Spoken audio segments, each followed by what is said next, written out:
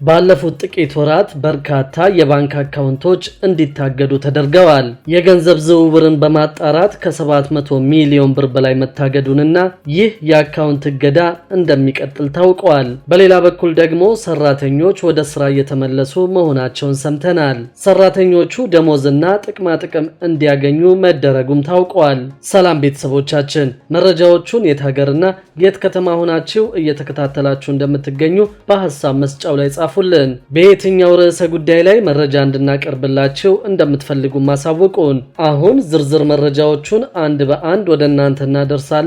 እስከ መጨረሻው አብራችሁን ቆዩ።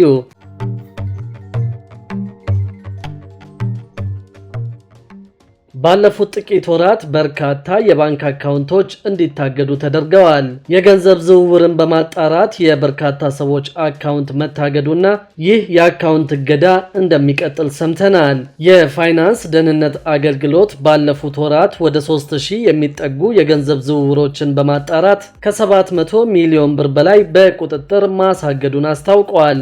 አገልግሎቱ በህገወጥ የገንዘብ ዝውውር ላይ ከፍተኛ የሆነ ግኝቶችን ለህግ አስከባሪዎች ቅረቡ በንቃት እየመረመረና ሪፖርት እያደረገ መሆኑን ገልጿል። በዚህም መሰረት ተቋሙ ባለፉት ወራት ብቻ ከ3000 በላይ በህገወጥ የገንዘብ ዝውውር የተጠረጠሩ ሪፖርቶችን የተቀበለ ሲሆን ከዚህም ውስጥ 120 መዝገቦች ለተጨማሪ እርምጃ ለሚመለከታቸው የህግ አካላት ማቅረቡን አመልክተዋል። የፋይናንስ ደህንነት አገልግሎት የህዝብ ግንኙነትና ኮሚኒኬሽን ጉዳዮች ስራ አስፈጻሚ አቶ እንዳለ አሰፋ እነዚህ ሪፖርቶች ተከትሎ በተደረገ ማጣራት ከ700 ሚሊዮን ብር በላይ በህገወጥ መንገድ የተያዘ ገንዘብ በቁጥጥር ስር መዋሉን ገልጸዋል። ይህ ገንዘብ በህገወጥ የሰዎች ዝውውር፣ በሙስናና በሌሎች ህገወጥ ተግባራትን ጨምሮ ከከባድ የወንጀል ድርጊቶች ጋር እየተገናኘ ነው ብለዋል። ከተለያዩ ተቋማትና ባለድርሻ አካላት የሚቀርቡ ሪፖርቶችና የድጋፍ ጥያቄዎች እየተበራከቱ መጥተዋል ያሉት አቶ እንዳለ አገልግሎቱ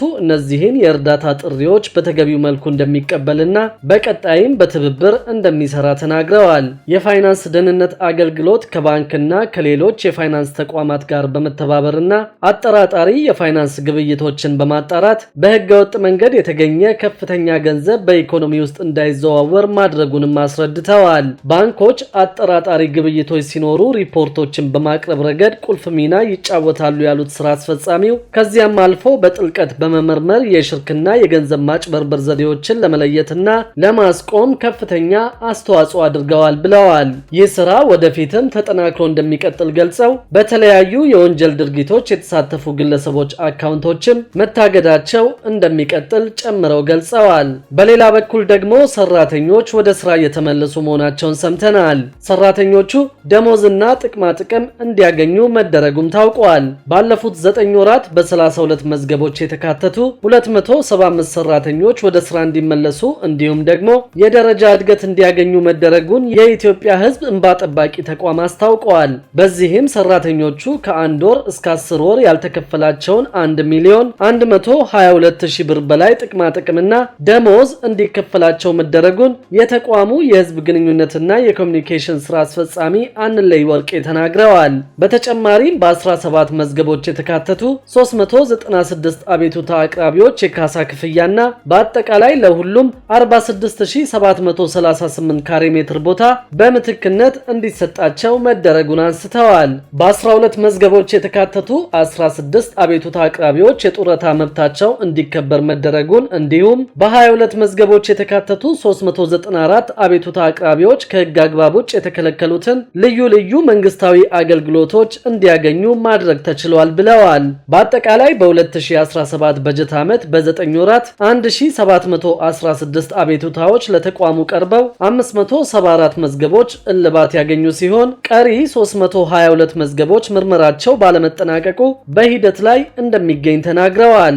ለተቋሙ ከሚቀርቡ አቤቱታዎች ውስጥ የመንግስትና የልማት ድርጅቶች ሰራተኞች መብትና ጥቅም አከባበር ጋር የተያያዙ ከይዞታ አስተዳደርና ከተለያዩ መንግስታዊ አገልግሎት አሰጣጥ ጋር በተገናኘ የሚቀርቡ አቤቱታዎች ሰፊውን ቁጥር ይይዛሉ ብለዋል። በሌላ በኩል ደግሞ ለበርካታ ነጋዴዎች መስሪያ ቦታ ሊሰጥ መሆኑ ታውቋል።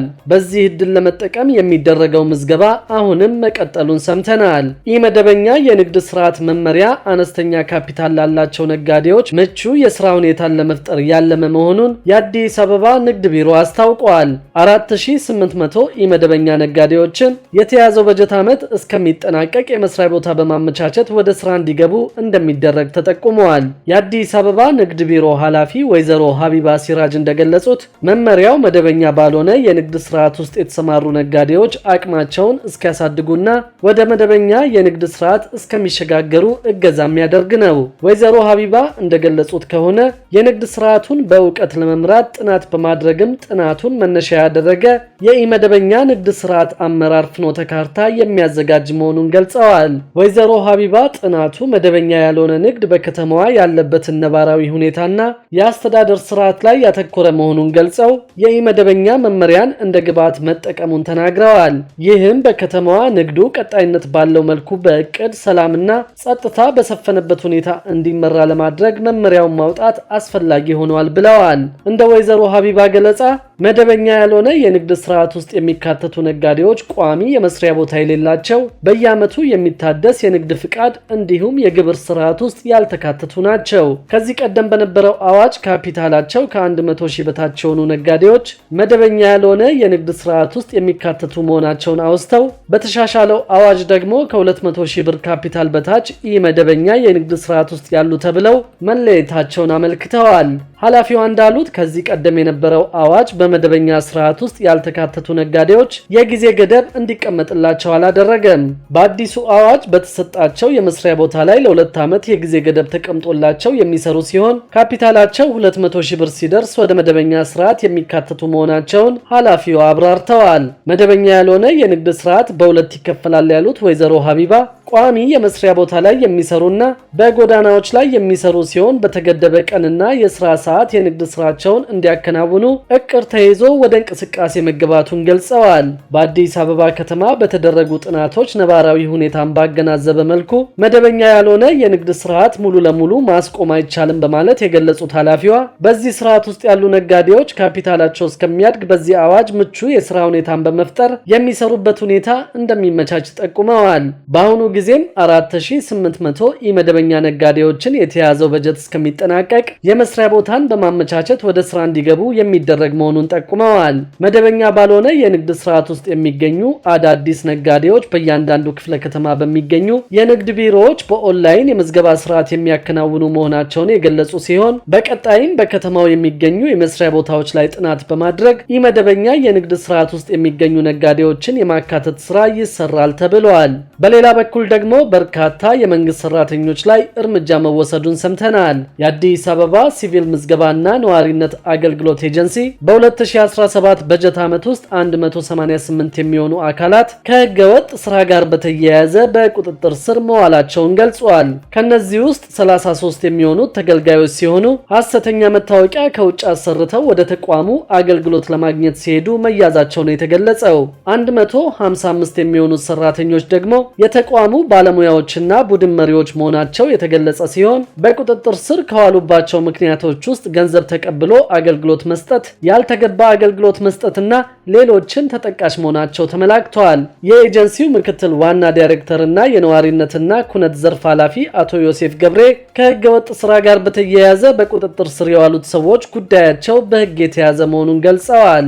አክለውም አሁን ላይ ከፋይዳ መታወቂያ አገልግሎት ጋር ተቋሙ አብሮ እየሰራ መሆኑን ገልጸው ይህም ችግሮችን ያቀላል ተብሎ እንደሚጠበቅ ተናግረዋል። ከአገልግሎት መስሪያ ቤቱ ጋር አብሮ መስራቱ ያስገኘውን ውጤት ለመገምገም ግን ጊዜ የሚያስፈልግና ሁሉም ሰው ተመዝግቦ መጠናቀቅ እንዳለበት አንስተዋል። በፋይዳ አገልግሎት ከተጀመረ በኋላ በመሸኛ የሚሰጡ መታወቂያዎችን መስጠት እንደተቻለም ጨምረው ገልጸዋል። አሁንም ማህበረሰቡ ከውጭ የሚሰሩ ሐሰተኛ መታወቂያዎችን ከማሰራት መቆጠብ አለበት ብለው በዚህ ሳምንት ሐሰተኛ መታወቂያ ያሰሩ የውጭ ዜጎች ዜጎች ወደ ኤጀንሲው አገልግሎት ለማግኘት ሲመጡ በቁጥጥር ስር መዋላቸውን አንስተዋል። በተለይም ከውጭ ሀገራት ወደ ሀገር ውስጥ የሚገቡ ዜጎች ራሳቸውን ከሐሰተኛ ደላሎች በመጠበቅ ከወንጀል ተጠያቂነት መዳን አለባቸው ሲሉ ምክትል ዋና ዳይሬክተሩ አሳስበዋል። ክቡራትና ክቡራን የአዲስ ቢዝነስ የዩቲዩብ ቻናል ተከታታዮቻችን ይህንን ቻናል ሰብስክራይብ ሳታደርጉ የምትከታተሉን ከሆነ ቢዝነስና ሌሎች ተያያዥ ጉዳዮችን በተመለከተ አዳዲስ መረጃ ለማግኘት የዩቲዩብ ቻናሉን ሰብስክራይብ በማድረግ ቤተሰብ እንድትሆኑም በትህትና እንጠይቃለን።